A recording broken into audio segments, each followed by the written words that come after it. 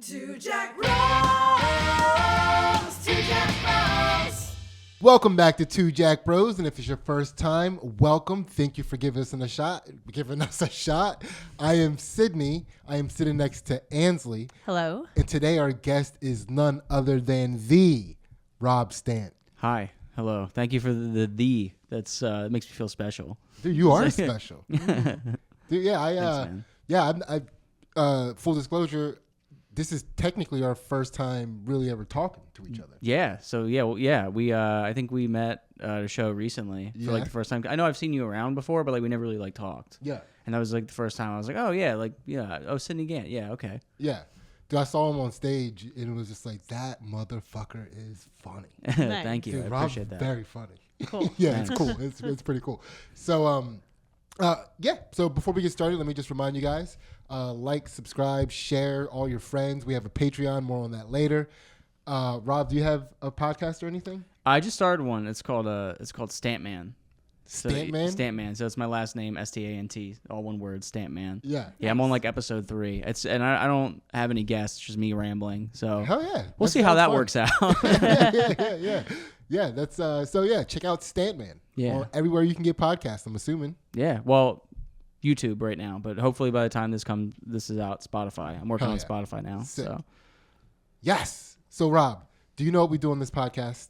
I was listening to a little bit of it, the episode I was telling you had Jake on. So I think I know you ask like the same questions, right? Yeah. Type of thing. Yeah. Okay. Yeah. So I have a rough idea. I didn't watch the full episode, but I kind of see where you guys are going with it. Yeah. Fair. I mean, you're not obligated to watch any episodes. Oh, dude, I'm gonna binge watch them all when I get home. Oh, hell so, yeah. Hell yeah. Yeah. So basically the premise of this podcast is to prove that you can have a dark sense of humor, just like any sense of humor, and still reach enlightenment or a higher consciousness. Yeah. So basically what we do is we take our guest, who today is you, through the process of enlightenment so that our listeners and Ansley and myself can laugh our way to a higher consciousness. Oh, heck yeah. Because we get a little bit out of this. Oh, yeah. You know what I mean? Mm-hmm. And it's really, awesome that people are willing to come in here and do this. Yeah. Bare their souls. Yeah, For sure. So that we just get a little bit better just by being around. You know what I mean? Oh, yeah. That sounds fun. great to me. Yeah. I need to get better. So. Yeah. I guess, so you already know everybody gets the same questions. Ansley, let's go. Rob, what situation or experience did you learn the most information from? So is this like for comedy related or just anything? Like Anything. related. So what was the question again? What situation or experience did you learn the most information from? That I learned the most information from? I learned going to college for game design. I think I learned that. I think it's from that whole situation. I kind of learned that when you're going to school at like such a young age, it's so hard that like people expect. Like other people, it's like normal to like go to college at like 18 years old. Well, like you have to like try and like figure out what you're gonna do for the rest of your life. Yeah. It's so hard that young. Like like you're not even legally old enough to drink, and now you have to decide what you want to do for the rest of your life. You can also think about it like this, because you're how old now? 27. Would you let an 18-year-old make decisions in your life? No, absolutely not. Yeah, yeah. So that's what I'm saying. Like. So that's kind of the first thing that came to mind, I guess, is just like that was the biggest learning experience for me over the period of 4 years. Just being like, wow, like I don't know. I feel like I think they say that like every 7 years your interests change. Mm-hmm. I don't know how true that is, but I read that somewhere, and that makes sense because I remember like 7 years ago when I was 20, I had totally different interests, and then before that, even when I was in my early teens, I had totally different interests. So I think that was something I learned a lot from, just like. Just because like it's expected that you're supposed to do this doesn't mean you have to type of thing. Yeah. That's my whole college experience. Yeah, people do need to be more open to that 7-year transitional thing. Yeah. Some people get too open to it. Yeah, and you go to college for 4 Bruce years. Jenner. Yeah, too open. A little too open. But yeah, 4 years you go to college. Yeah, that's your usual bachelor's unless you're going for an associate's. So just think by the time you've already been in college for 4 years, you've only got a few more years before your interests are going to change. Yeah. So it's like, Imagine going to med school. Oh my Yeah. God. You do 4 years and then 3 years of med school and then you get your Yeah. degree and you're like, fuck. And you have a midlife crisis and you're like, I want to do roller derby. Yeah, I want to do roller derby. I want to work at a putt-putt golf place.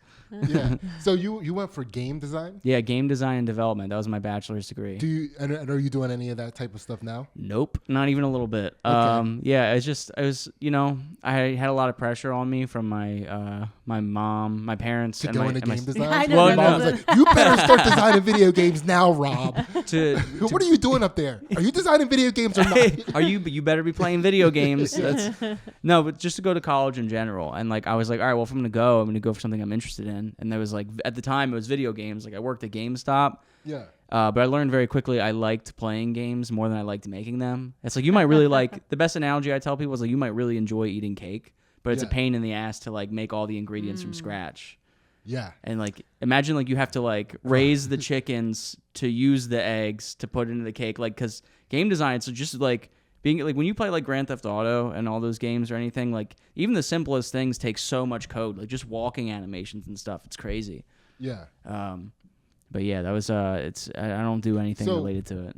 When you were at the height of wanting to design games, Mm-hmm. what was your ideal game? Like, what was the perfect game that was going to take it to the next level? I wanted to do a memory-based game. I was working on. It was a 2D platformer, and it was basically about this question mark who he lives in a world. It was like kind of like based around computer design, where he lives in a world that's like all technology, and all the platforms were keys on the computer. And as you make it through the levels, you memorize like which keys are safe to step on and which ones fall. So like a W key, you might jump on it and you'll fall through, or like the A key might be safe. And it's kind of like a memory based game because I always found those fun. So that's what I was trying to make. And I actually made a prototype and then I just lost interest. But it's somewhere on my computer at home. Okay. Maybe I'll dig it up one of these days. Yeah, that's pretty sick. Yeah. So, wait, did you understand how that game worked? Because, like, I have to ask this to Yeah. Andy sometimes because I'm dumb. Oh, it's just a memory type. But you might have explained it perfectly. Yeah. But I'm dumb. All right. So did you understand how that game worked? Yeah, in my mind, it was like, what was that show that just came out recently? Where it's like the people had to play a game, and if you lost the game, you died. It was like an Asian show. Oh, Squid Games. Squid Games. Yeah, it was kind of So, like that. When they're on the glass and they Mhm. have to remember which one they can step on and which Yeah. one they can't. Those assholes stole my idea. I Yeah. made my Yeah. game. Okay. Yeah. See, Yeah. Rob? Yeah. So it's kind of like that. Yeah. So it's like I'm retarded. it's no. So so it's like that, but like you can memorize which glass panels are safe and which ones aren't, and that's kind of Yeah. like. And I kind of put like a story into it, like because the guy's name was Mark, and he was like a little question mark with eyes, and he just like hopped around. And it was a really cute game that I made, and it's somewhere like I only made like 4 or 5 levels, but that took like an entire semester just to code Man. and all that. So Yeah, that's pretty sick. Yeah. So then, if you had to sum up and distill what you learned from that entire experience, how would you do that? well, for what I learned from that entire experience, I would say don't put all your eggs into one basket. That's I think what I should have done was I should have gone to college for general studies, and then just kind of figured out what I wanted to do, because that buys you like 2 years if you just do general studies, and you can always transition into whatever else you want. Also, I mean, college is a great way to make money, but also it's a great way to be in debt. So it's like it's kind of hit or miss, I guess. Is my experience from that, I guess, when I have kids is like I kind of learned like I'm not going to put pressure on them like I had on me, because it just kind of like everything worked out. I like my life right now is great. I love it. But I think at the time it was very stressful. Like, oh, I have to pick a career. I'm only 18, Yeah. Now, do you feel like learning how to deal with and manage and find yourself through that stress was important? Or here's what I'm asking. I mean, this isn't what this podcast is about. No, but yeah. again, we've never spoken with each other, so I'm curious about It's how going you see great it in so the world. far, I Yeah. think. So how important do you think stress is for developing character later on? Like, would you be able to appreciate your life the way you do now without that stress? I think stress is important. I think, it's like, it sounds kind of cheesy, but it's like you appreciate the sunny days more when you have like a bunch of cloudy days. So it's like kind of like that, where it's like, like when you can enjoy not being stressed after like you have all this stress and pressure put on you. And it does build character, because you're able to put yourself in other people's shoes. Like even in like smaller environments, I feel like, and like a fast food situation, like anybody who has like impatience with like fast food or like restaurants and stuff, I always feel like they never really were put in their shoes. They never really worked in a like high stress environment, or even like retail, because I worked at Best Buy for years. So like anytime like I can see like one of the employees that they're running around, I always like feel like sympathy, I guess, because I was under the same stress. Yeah. And I don't think I would understand that if I didn't go through all that. Yeah. So now I have to ask you this question: if you're not going to put that type of college pressure on your kids to stress them out, how will you stress them? I'm gonna say you have to find a hobby, or you have to find an interest that you're all about, and you have to give it 110%. So it's like even if it's not college, like if my kid wants to be like a musician, it's like, okay, well, if you're gonna do that, you're not gonna be playing Fortnite every night. Like I want to see you out. You better be at the bars, playing, doing the gigs and stuff. Dude. Get at that bar. Yeah, get in that the bar. way your family raises kids, man. Yeah, man. Well, yeah, it's all about. I mean, when I said I didn't want to put pressure on them, I mean for college specifically. But I think they should have some type of interest or hobby, and if they don't at that point, then it's like, all right, well, you gotta find something to do. Yeah, I think that's like, I agree with you about like not choosing a career when you're 18, Mm-hmm. but like I think college for a lot of kids gets them out of their house, so their mom's not like taking care of them, mom or dad, and that like, and you learn that you've got to work.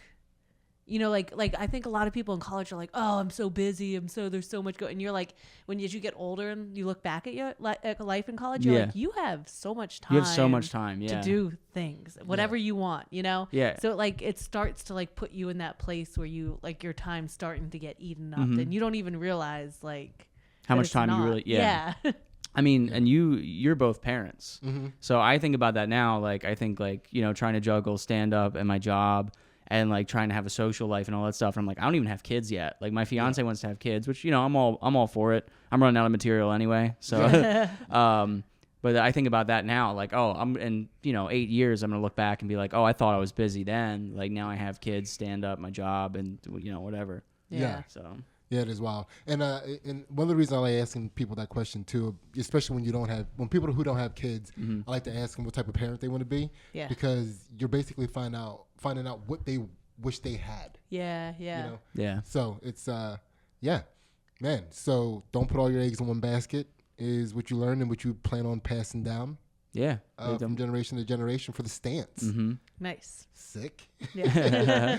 All right, Ansley. So, Rob, just so you know, what we're going to do now is we're going to get into opening up these chakras from the bottom chakra up. Okay, cool. Right? And the first chakra is located in the butthole. We didn't put it there. You say the word. All right, let's During go. Pride Month, too. Very appropriate. Yeah. So, Rob, how did you learn to overcome fear? I think part of what I learned is that I get I think the best way I learned to overcome fear is that a lot of things I am scared of, I have to understand that I have no control over. And it's kind of like, if you can't control it, then there's no reason to be scared about it. And if you can control it, then there's no reason to be scared about it. So either way, like, it's either, can you control it? Yes. Then there's no reason to be scared. And if you can't control it, then there's no reason to be scared because you can't control it. So it's like, does that make sense? Kind of, I guess. Like it does. I'm just curious what things you've labeled like I can't control that. Oh, so I mean, I have like I'm always assuming the worst in any scenario. So there'll be a time where it's like if my fiance's out and like she's like, oh, I'm gonna go hang out with my friends or like whatever, and then her phone dies and like I try to call her, I'm like, oh, she's like kidnapped. Yeah. And like so I try to think, I'm like, is there anything I can do to control this? Yes. Okay, let me message your friends, see where she's at. Or if her friends aren't responding, then I'm just like, okay, I'm just gonna wait it out. I'm sure she's fine. And it's just like I have to understand it's like it's out of my control. Like, Gotcha. So yeah, situations like that. I get really bad separation anxiety, I guess. Yeah. That is kind of funny because instantly you're like, she's kidnapped. Can I control this? Yes, I am. I just happen to also be the world's greatest detective. Yeah. Yeah. I don't get to exercise it a lot, but every time I'm watching a movie or a show, I know how it's going to end. I'm going full Liam Neeson. Yeah. Yeah. And then you make one level of investigative work. Yeah. I'm like, I've done my job. Yeah. That's right. That's all I can do. And I did what I could do, and I can't control that. Exactly. Yeah. That's so can you remember a time in your life when you were the most scared? Oh, the most scared? Yeah. I mean, do you want to get like dark and sad? Yes. Okay. Yeah, probably the time in life I was most scared was the whole like time my dad had cancer. Mm-hmm. Yeah, and he died. He ended up dying. How old were you when you found that out? And then how old were you when he passed? Oh, this was a few years ago, so it was pretty recent. Okay. Oh, wow. Yeah, he was diagnosed in September, and then he died in November. Oh, wow. So it was very short. We caught it towards the tail end, and by that point, there was really nothing we could do. So that was probably the most scared I was. Or honestly, that might even be the second most scared. The most scared I really was after he had passed. Him and my mom were like, inseparable. Like, and she was pretty suicidal for a while. So that's probably where I was like actually the most scared because I just lost my dad, and then I was scared I'm going to lose my mom. Yeah. And it kind of came back to the same thing. Like, what can we do about it? I can stay with her and make sure she's okay. Or like, and then anything else is out of my control. I just have to make sure that she knows I love her and everything. Yeah, I guess that's probably the two most scared points where I've ever been in my entire life. So now these two experiences can we just call them one experience? Yes. Right? Yeah. So this solitary experience, then is that where you learned that you can't, deal with the things you can control and don't worry about the things you can't control? Yeah. So how were you approaching things before that? I mean, So before that, honestly, I was kind of just living life on easy street. Like I didn't have anxiety before all that happened. Like to me, like I never had the thought of losing somebody I love. And then like I was just it kind of made me realize how vulnerable my life is, and like how like, none of us are like, I don't know, like this could happen to anybody. So I started thinking like, oh, like what if this happens to my fiance? I started thinking like all these like really horrible thoughts. Like, am I going to lose her too? Am I going to lose my mom? And then that's kind of like, I went through therapy and stuff, and I just kind of learned like, like you can control what you can, and what you can't control, you can't stress over it because you can't control it. So yeah. And before then I had never really been in any serious scenario where I had that anxiety, or if I did, it was like so minuscule that I don't even like remember it. Cause yeah. If you don't mind me saying so, it sounds like you had pretty good parents. Oh yeah, they were great. And I think it proves that there is almost no way as a parent that you can't fuck up your kids. Like you will, you know what I mean? Like, like you can give them the worst parents or the best parents. Mm-hmm. Yeah. And the result of that parenting will have a detrimental effect at some point. Life's gonna get You know what I mean? Because it's Mm-hmm. like one of the things that you want to be able to do for your kids is raise them in a way that they can get to a point and say, yeah, my life was pretty easy. Yeah. But you don't want them to be able to. You don't want them to be like, well, up until this. You Yeah. what I mean? Yeah. Yeah. It's just a wild thing to consider because you want to. It's crazy, like the mixture of like wanting them to be able to handle the up until this part. Mm-hmm. That kind of negates the easy childhood up until that point. Yeah. There's no way to. Dude, it's such a. That's where that was when I felt like I was like actually starting to become an adult. And that was just a few years ago. I felt like a kid up until then. Because I was still living with my parents. I mean, I live with my mom now, but I was living with my mom and dad. And, like, I didn't have a whole lot of stress. So that was kind of like, like things got real quick. So. Yeah. You have brothers and sisters? I have two older sisters, yeah. Did you guys get closer through that experience? Was that like you were able to lean on each other? Yeah, we were always close. So I think that it just kind of like, it's not like it made us closer because we were as close as we could be already. Okay. But it definitely made like our bond, I guess, stronger, where it's like we all went through this together. Yeah. And like we all went through the same pain, the same trauma. So like that at the same time, we all went through the same healing process. And we were all, keeping an eye on my mom, making sure she's in good shape and stuff. So it was like, yeah, I guess it kind of strengthened our bond more, I would say. Yeah. Well, how long had your mom and dad been together? Oh, since they were kids. Yeah. They started, I think my mom got married to my dad when she was 17. Wow. So and no relationship is perfect. They had their arguments and stuff, but they never like separated or like got divorced or anything. They were always like right next to each other like the whole way through. Mm-hmm. So for my mom to lose, who was her best friend at the, like it's, and her husband, it's a horrible thing that I hope I wouldn't wish my worst enemy to go through. So. Yeah. How is she today? She's great. She's great now. Her mental health's fantastic. Her physical health, she probably drinks too much coffee and smokes too many cigarettes, but no, she's great. I love her. She's part of the reason why I'm not going to move out to like New York or like any other like major city, because I just want to stay close to her. And I'm a mama's boy anyway, so I didn't learn that until, because when you're a kid, you're like, oh, you parents are gross, you know. And then when you grow up, you learn like, oh, like I love my mom, I love my dad, and stuff like that. So yeah, I'm definitely a mama's boy. Yeah, man. It was well, the one thing I wanted to say was about how when you said you wouldn't wish that on your worst enemy. It's funny that you say it that way, because it's like it's not something you would be wishing for your worst enemy. It's something you would be kind of hoping for the people that are close to you. And what I mean by that is like the pain that she was feeling is because of a relationship that led up to that. Yeah. And it's like, God, don't you want all of your friends and family to have that type of relationship? Right, exactly. You know what I mean? Like so, yeah. You almost are wishing that. It's like you won't wish it on your worst enemy because they don't fucking deserve it. Yeah, exactly. You know what I mean? Yeah. It's but because she wouldn't have been able to feel all that pain if she didn't have all that joy, you know. Yeah. So it's like yin and yang almost. And it's you almost I peeped. You almost stole valor for not living with your parents for a second. You were like, I was living with my parents then, and then you're like, oh well, I am living with my mom. Yeah, I technically still living with your parents. Yeah, I still live with my parents. Yeah, I do. Yeah. You see what I mean? Yeah, it's not. Yeah, I live with my mommy. We're getting an addition put onto our house, so I'm gonna have my own place, but it's technically in the front yard, but Nice. yeah. So, but it's cool. Me and my fiance, we live with my mom. We get along great, so That's cool. no problems. Yeah, that's pretty sick. It's I felt like we could have lived with your mom.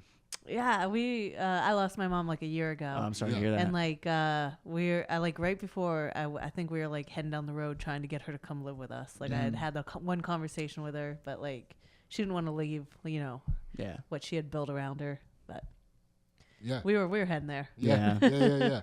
So absolutely, Rob, that is a fierce chakra unlock. Thank you for sharing all of that. Yeah. Oh yeah, no problem. Really appreciate that. And Ansley, Yes. let's move it along. Rob, this next segment is called My Bad. It's a chance for you to apologize to a person, place, or thing in order to set your karma back to neutral. Okay. What's going on, guys? We just got done doing Rob's Patreon episode, and boy, was it a good time. Rob, did you have a good time? Dude, I had so much fun. If they're not paying for the Patreon, they should be, because they're missing out on a lot. Hell yeah. Yeah. Dude, you were awesome on it. Yeah, thank you. I appreciate that. And just a reminder, that's $1. Gets you all of our exclusive content. Not only the counter to this podcast that you're watching right now, which we call Two Jack Bros After Dark, where we enlighten our guest shadow self, which Rob was amazing at. But you also get some fight commentary and analysis on Ansley's jiu-jitsu matches that we do in a very fun way as well. And some other comedy stuff. $1, all of our exclusive content. Now we're going to get back to this episode and find out who Rob has to apologize to. When I was this is the first thing, because I remember I think this is the last question I heard before I stopped listening to the episode you had Jake on, because I actually drove here right after. But the first thing that came to mind for me was when I was a kid, I used to play like Call of Duty and like be on Xbox Live parties and stuff, and I used to scam the kids out of like Microsoft points, like like the digital currency on there. I would tell them like, oh, like I know how to get you the max level, and I can help you get all these perks and stuff. And like I was like probably like 15 at the time, but I was like I was robbing kids of their allowance. So like even as a kid doing it, it's still pretty fucked up. Yeah, so my bad. That's Wait, so they would pay you money? Yeah. So in hopes of you giving them Microsoft points. Yeah, so they used to call it Microsoft points back then. Now it's just Xbox Live currency. Okay. But it used to be like 1,600 points was equivalent to $20. But now they just have like it's just $20.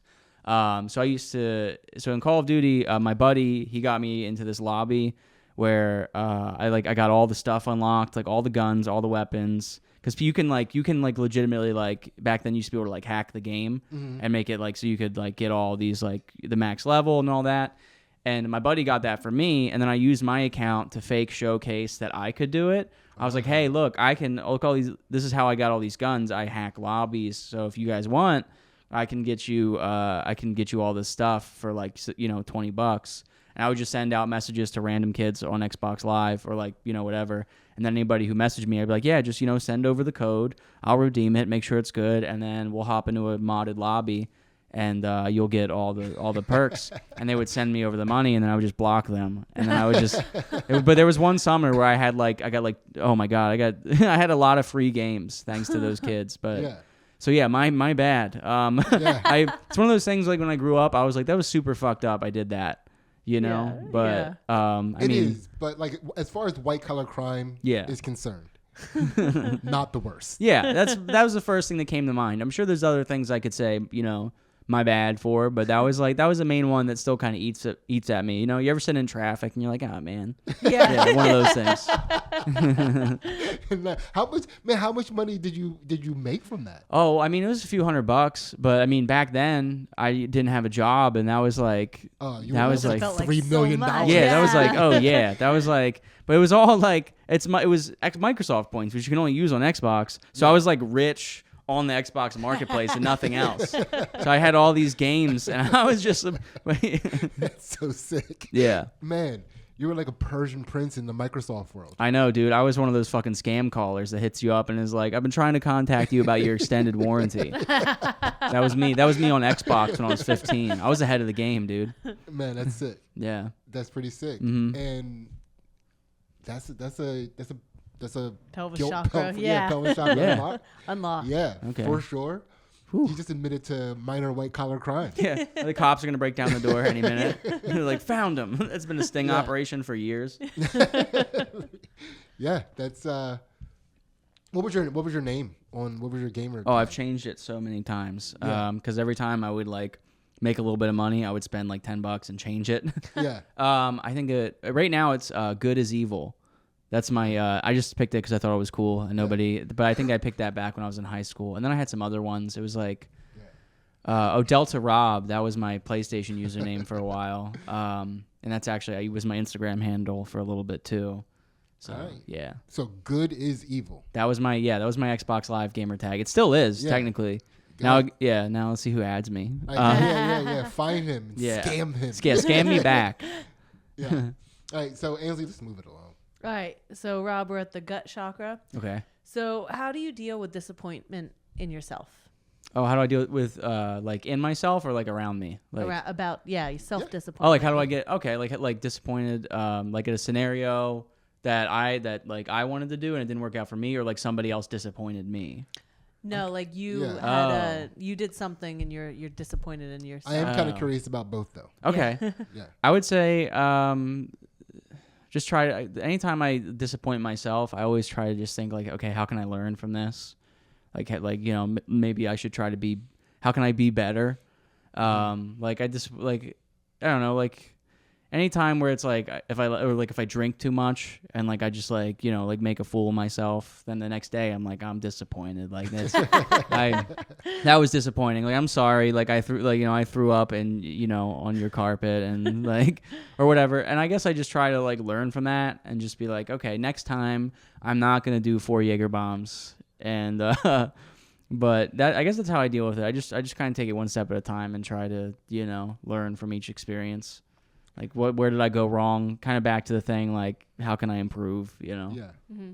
So what about when you're disappointed in someone else? Oh, by somebody else. I think I try to I communicate with them why I'm disappointed. I think that's a big thing. Like, anytime I'm counting on somebody for something that I need something from them, or they're gonna offer me an opportunity that falls through, then I have to be like, yo, look, I was really looking forward to this, or I was really counting on you on this.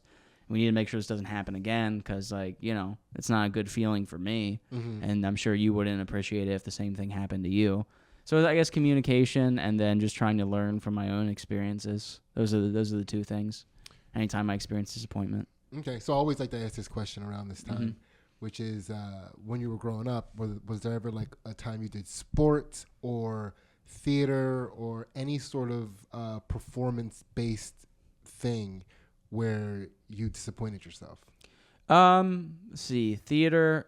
I only ever did one show, and I think I might have missed one of my lines, and I was like, that was disappointing. And then yeah, because you know you want to get it perfect, and then Did you have a big part when you did it? It was it was like a local theater, so everybody's part was big. You know, like it was like down the street at the church from my house. I think I did it right before I started doing stand up. Like seriously. Do you remember the line that you missed? No, I don't because I forgot it. It wasn't. No, it was so long ago. I think it was like I was acting out like this like. I forget what I was. I think I was a suicide jumper. And I was jumping off this bridge, and this guy's trying to talk me off of it because they acted out, you know, the set and everything, like you're on a bridge, and he's trying to talk me down from it, and I'm trying to like remember my lines as to why I'm gonna jump or whatever, and then he's like, yeah, so like there's no reasons why you'd want to, right? And I'm like, like, that was maybe one of the scenarios. I wonder how that played to the audience.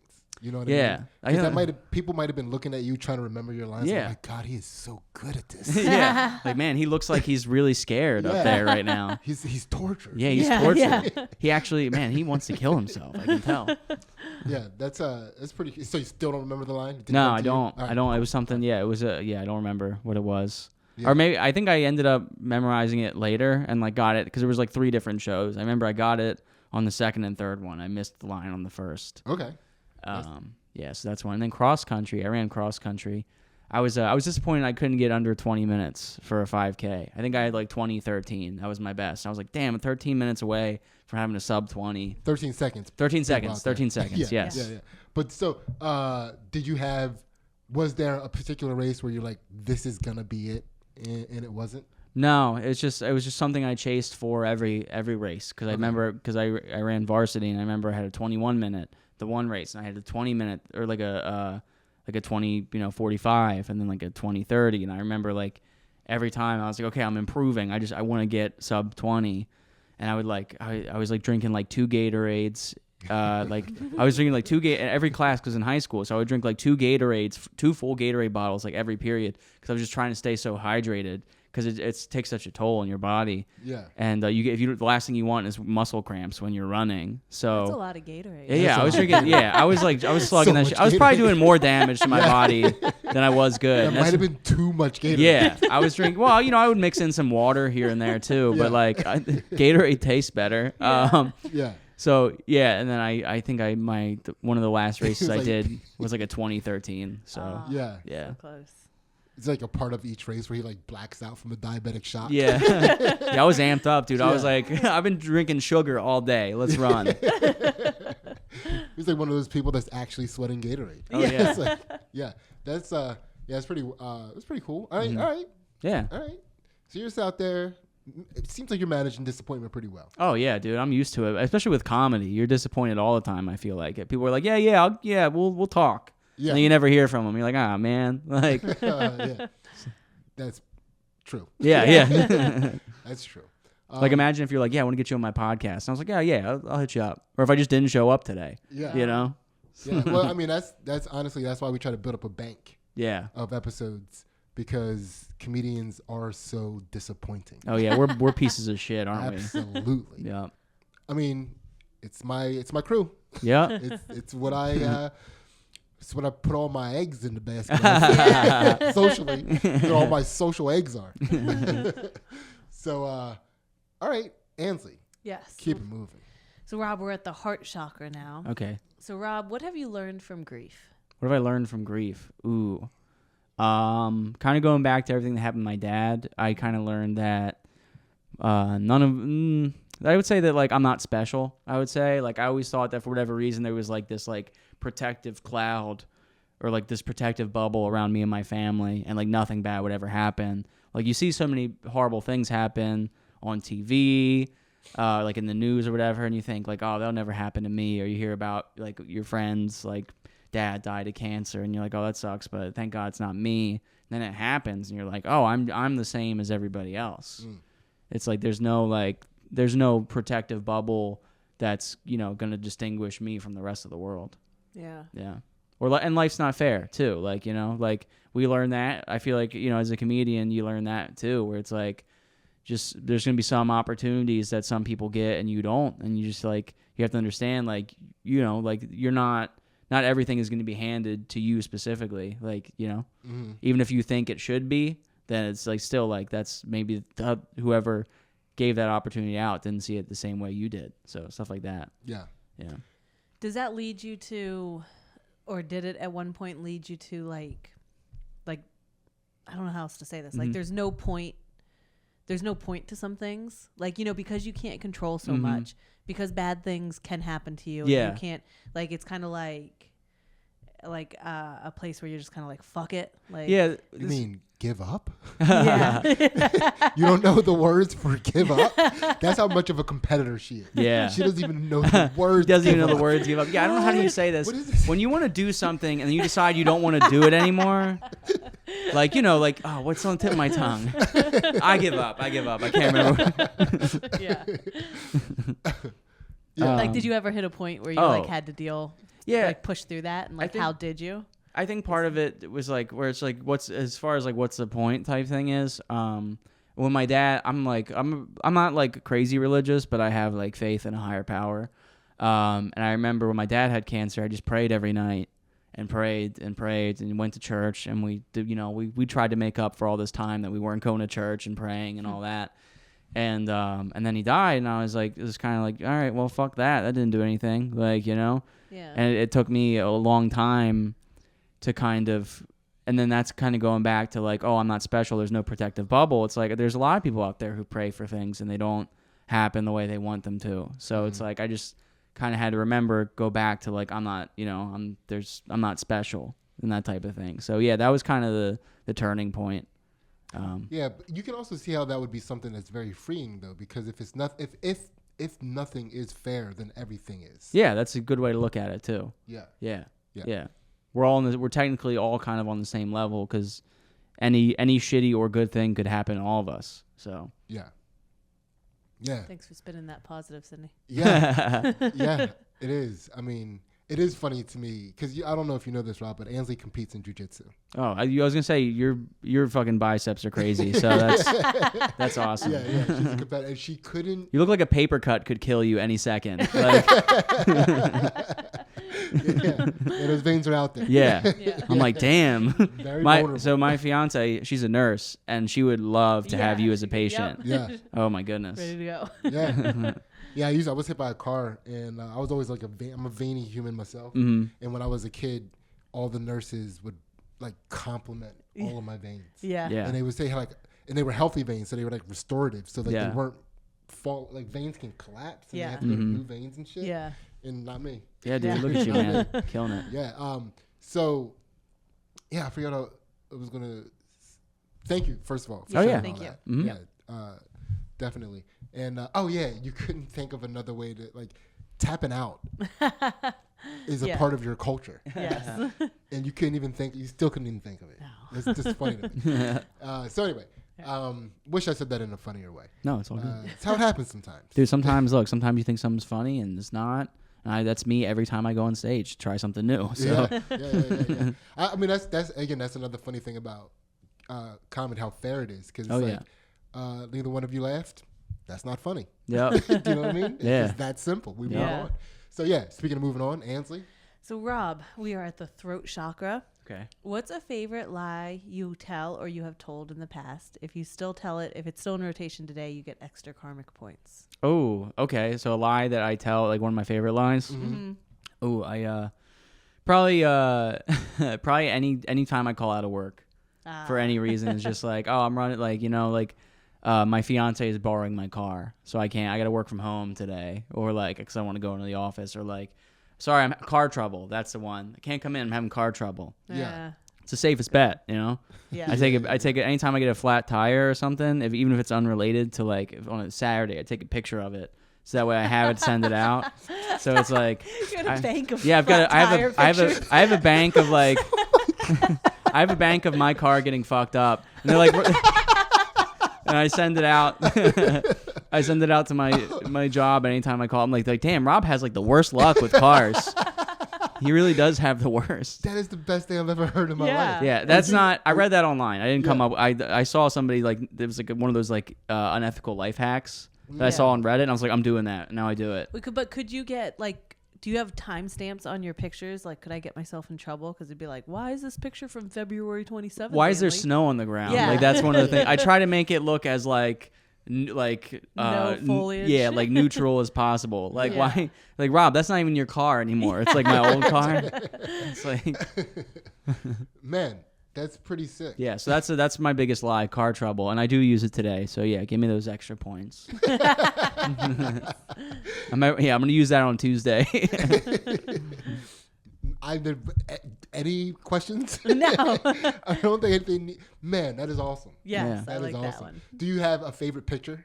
A favorite picture? I'd have to scroll through my phone. It's like a landmine of like car pictures and then porn. So it's like I'd have to like scroll and be like, hang on, let's. You don't want to mix those Yeah. up. Yeah. Yeah, anytime I'm trying to show my mom a picture, I'm like, don't scroll. Like whatever, don't swipe. All right. So, sick. Yeah. Good lie.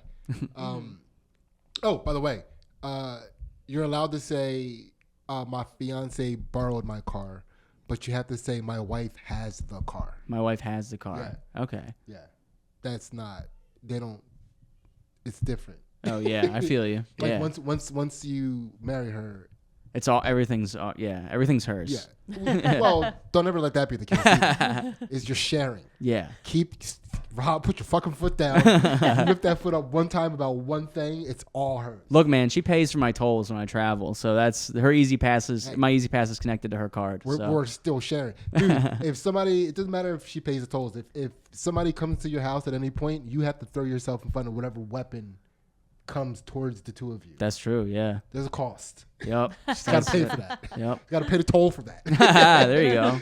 So, all right, Ansley, keep us moving. All right. So, Rob, now we're to the third eye chakra. Okay. So, we're out of the physical into the metaphysical. Oh, cool.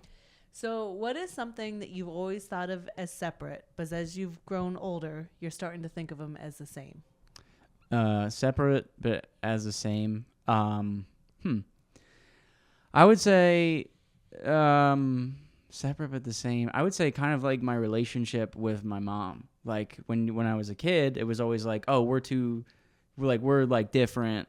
We live in two different worlds. Like our worlds were different. Like she pays all these bills and she goes to work and I sit at home and I play video games. And then as you get older, like my mom like very quickly became like she's still my mom, but now she's like my friend too. Like I go out with my friends. I'm like, is it cool if my mom comes? And they're like, sure. So it's like now it's like we kind of live in the same. Like I thought we were once separate, two separate type of people, but now we're like together almost. Like is that kind of like, does that answer the question? Is that like the same thing? Yeah, Absolutely. Like, do you take your mom, like she comes with you guys when you go like to the bar or to concerts or like anywhere? Yeah, I ask her. Well, she's very busy, so I always I ask her. I always offer, like, do you want to come? And every once in a while, she's like, sure. Like, but my mom's like, my mom's a lightweight, so it's always funny. Like, anytime I take her out drinking, she has like 3 Michelobes, and she's like, let's get tattoos. Let's get matching tattoos. And I'm like, Mom, you're like, go to bed. Like, That's so awesome. but yeah, I always try to drag her out of the house to have some fun. It made me giggle, the idea of thinking about like the lies she keeps telling you so that she has to go out with you. Yeah. The bank of what bank of pictures does she have? Yeah, she's like, I gotta mow the lawn or whatever. And I'm just like, all right. Send you a picture of high grass. Yeah, exactly. I'm like, Mom, that's not even our yard. Yeah, that's pretty cool, man. That's it's pretty cool that you and your mom had that relationship. Yeah. Because I think you and your mom started to have that relationship. Yeah, And there was a point where our vacations and stuff like had to include Ansley's mom. Yeah. It just didn't feel right without her there. I think parents are a big thing of it should be a important part of everybody's life, in my opinion. And I feel like once you lose a parent, I mean, you can relate. You kind of learn like how much they really meant. Yeah. So yeah. I mean, the only issue is my mom does not want to be my friend. well, in that case, She thinks I'm corny. Very different people. I feel She's got a lot of lies built up. She's got a catalog of pictures. My mom used to tell me growing up that if she wasn't my mom, we wouldn't be friends. Oh my goodness! Like no bullshit. Thanks, Mom. Now I got to go to school. Yeah, basically. So I always kind of knew that wasn't going to happen between us. She made her choice very early in my life.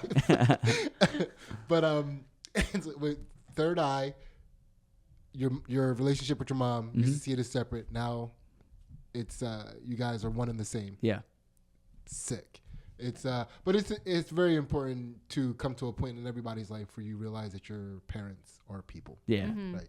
Yeah. And it's I'm glad that when you found out that your mom was a person, she was also a person that you wanted to spend time with. Yeah. Because not a lot of people have that luxury. Yeah. I'm very happy and lucky that we can get along very easily. So yeah. It's pretty sick. Yeah. So all right, Ansley. Yes. Move us along. Final chakra, crown chakra. Rob. Okay. Cool. All right. So there's a 2-part question. Okay. So what's one thing that you can't give up and why? Mm-hmm. And second part is what would giving it up mean? Ooh, okay. So this is booze. I would Okay. say, yeah. So I quit drinking for about 2 months, and I kind of realized, like, when I quit drinking, I was like, oh, I don't need alcohol, like, you know, like and I thought that way for like legitimately 2 months, and then at the end of the 2-month mark, I was like, I want to at least make it 2 months, and at the end of the 2-month mark, I was like, am I gonna like at the end when my life's over, am I gonna look back and be like, man, I'm really glad I didn't drink, like, or can I just like find balance and enjoy, like, okay, like I can go out and have a couple drinks with my friends and not black out and make a fool of myself, like, you know, and so yeah, that's kind of something I learned. Like, I don't like, not I can't give it up, but like I don't want to so much to the point that where it's like I don't really like, I don't think it would be, you know, fun to give it up. Why did you give it up in the first place? I thought so. I was actually just trying to get in better shape, and I ended up gaining more weight because I would just like substitute like crappier things for, like, oh, I'm not drinking, I'll have some Sour Patch Kids or something to eat. But now I found out it's like if I go to the gym, I work out. Up drunk. Yeah, show up, just, you know, have a couple cocktails, go to the gym. Are you using that elliptical? Yeah, man. So I guess it just I was trying to lose weight, and then I gained a bunch of weight, and so now I'm just like realizing that, like, if I tell myself like, oh, I can't have this, then I'm just gonna substitute other things that I do want that are equally as bad. So and now I am actually losing weight now that I'm back to just trying to balance everything in my life. So just try to live like a normal human being. It's the Jaeger bomb diet, people. Yeah, Try the it. Jaeger bomb. I was working. It's a bit I was actually working on where I was like, I gained weight. It's like, turns out I eat a lot more when I'm conscious, and that was like a thing. So what would giving up alcohol mean to you then? It would mean that things like you know, like less fun. Like, I'm like, it's such an alcoholic thing to say, but less fun. Because I quit drinking for 2 months. I went out to bars without drinking, and it's doable. Like, I can do it. It's just like, I'm not gonna be on my deathbed and be like, man, I'm so glad I didn't, you know, like, I never drank. Like, and the only real reason I did try to quit is not because I felt like I needed to, but because I wanted to get in better shape. But now it's like I'm getting in better shape, just, you know, balancing it out. But I think, yeah, quitting for me would mean like way less fun, especially after like shows and stuff. You know, like you have a good set and you're like, all right, I'm gonna go out with the boys and have some drinks or something, or going down the beach when it's sunny out. Like, you ever sit outside and just like not get hammered? It's no fun. So yeah, so that's what that would mean for me. It'd be livable but less fun. Yeah. Is that Less a way fun. that you like did you always look at things in your life like that, or is that a newfound way to look at life? Like, when I'm at my end of my life, is this something that added to or didn't add to my life? Yeah. So Yeah. that's how I looked at it with comedy. It's like, you know, because everybody has this idea in their head of making it. It's like, oh, like, I want to make it. I want to be, you know, a famous comedian or whoever, or anything like acting, like any you know, like kind of like goal or dream you have. And that's how, yeah, I kind of approached it that way. Like, I'm not gonna look at it like, if I do stand up my entire life and it doesn't lead me to where I want it to lead me, I'm not gonna be disappointed that it didn't. I'm gonna be happy that I tried. Right. So that's kind of how I looked at it, like that way. Like, when I'm on my deathbed, I'm gonna be like, you know, if it didn't take me where I wanted it to take me, I would be like, you know what, I put all that time in. I would rather say, oh well, than what if. Yeah. Because it's like, I didn't, you know, but like, I don't want to be on my deathbed and be like, man, what if I would have like done this? Yeah. So it's like part of like when I quit drinking, it's like, I know where this is going. Like, I can do this. It's just like, I want to be able to live life, because it's like, you know, you only have so much time. And when I'm on my deathbed, I'm not going to be like, man, I'm in great shape. Thank God I didn't do those Jaeger bombs at my buddy's party, you know? Yeah. Man, I was thinking of a question about that same thing. It was something around like, what level of trying to convince yourself that it's all right does the deathbed conversation come in? Yeah. You know Yeah. what I mean? Like, is it like, do you know what I mean? Is that the first level that you go with, or is there like a couple? Is that when you need the most convincing that you go to that? Yeah, I think it was like I thought about like because that was back in February. I think it's easy. For me, it's easy not to drink when it's not summer. But like summer for me, like my sister has a beach house. I go down, hang out with her, and she's like she's always got a loaded bar. So it's like I could go a whole vacation without drinking. But at the end of the vacation, am I going to be like, man, I'm glad I didn't drink, or am I going to be like, man, I wish would have had a couple drinks. It would have been fun. Yeah. So, yeah, my family, they're also bad influences because they're like, you're not drinking? Why, you fucking loser? And I'm like, all right, relax, Mom. Okay? Lightweight. Yeah. Okay, Mom, you had 2 Michelobes. Okay? It's different. Nice. Yeah. All right. Well, Rob, that was it, man. What do you think? Oh, dude, I had fun, man. Thank you for all the fun questions. Oh, hell yeah. Thank you for answering all the questions so honestly and stuff. Yeah. Man. That was awesome. And do you have time to stick around for the Patreon? I didn't even ask you that. Oh, yeah. What time is it now? It's 4:30. I told my fiance that. She's like, where are you going? I'm like, don't worry about it. So I'm going to go do a podcast. Dude, if you want, you can take a picture of this studio so you always have that excuse. Oh, hell yeah. I'm doing a podcast instead of a picture. Yep. Yeah, I'll send it sorry, guys. I'm late. I got to do a podcast. Yeah. Actually, let me grab some pictures on the way out of here. Do you guys have anything that's broken? I can... All right, so we're going to hop into our Patreon. And just so you know, our Patreon is $1 to get you all of our exclusive content. Which includes the counter to this podcast, which we call 2 Jack Bros After Dark, where we enlighten Rob's shadow self, which is only going to be amazing. Also, we do some fight commentary and analysis on Ansley's jiu-jitsu matches. We're going to be doing that very soon. Very soon. And whatever else we put up on the Patreon, $1 gets you all of our exclusive content.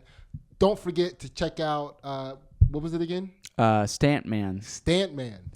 Rob Stant's podcast, which can only be hilarious. And anytime you get any opportunity to see this man perform stand-up comedy, be sure to do that. You will not regret it, and you will thank me for it. Thank you. Thank you so much for listening, guys. We love you. Love ya. Bye. 2 Jack Bros. 2 Jack Bros.